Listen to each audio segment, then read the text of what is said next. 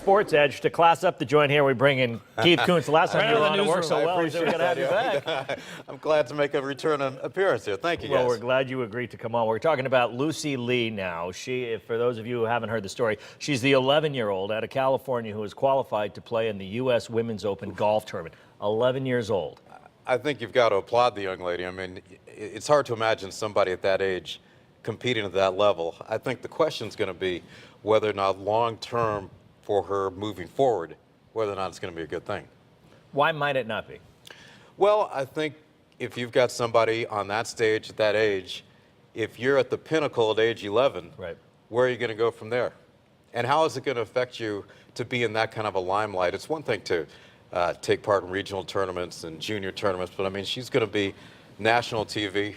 Right. What happens if she ends up? Yeah, what happens if she ends up on the leaderboard on Sunday? I mean, how often do we hear about burnout with kids? You know what I mean? And what to say about women's golf that an 11-year-old can qualify for? Well, I think she's a phenom. I think she's a phenom. But I mean, you know, you talk about burnout, we think of Jennifer Capriati, right? We think of her. But she's not. Lucy Lee is not going to be playing this tournament as a professional. She'll go back to her 6th grade class in California. She'll go back to playing in amateur events. I think she won a. She's not going to go back to event. She's not going to go back to a normal lifestyle, though. It's interesting because when she qualified, her family released a statement about how honored she is. Right.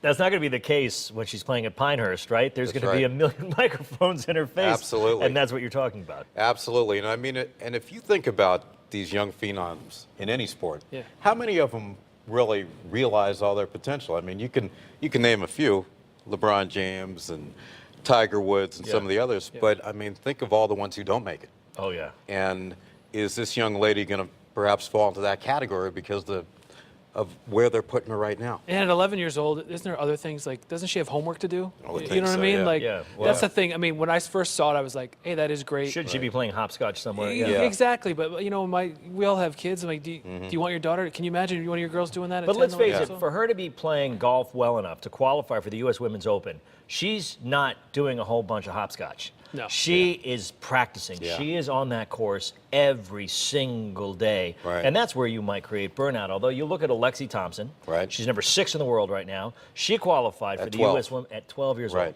And now she's number 6 in the world. She's 19 now. So it's worked out okay for her, at least up to this point. She's only 19. And this young lady won that qualifier by 7 strokes. So, I mean, you think about it, that she's playing against professionals and top college players, and she still beat them by 7 strokes in a 36-hole event. So, I mean, you know, clearly she's a dominant player. Well, here's the big question, too, I have. Thursday morning in June, when this tees off, you going to be sitting in front of your set watching if she's got an 8 o'clock tee time? Yeah, absolutely. I mean, I've never seen her swing the club. I want to see how she swings the club. I mean, an 11-year-old playing at that level. We'll be running the highlights that night. Absolutely. You know, normally maybe we wouldn't. We'll be watching. The U.S. Women's Open's what, June 17th? 16th, something like that. Yeah.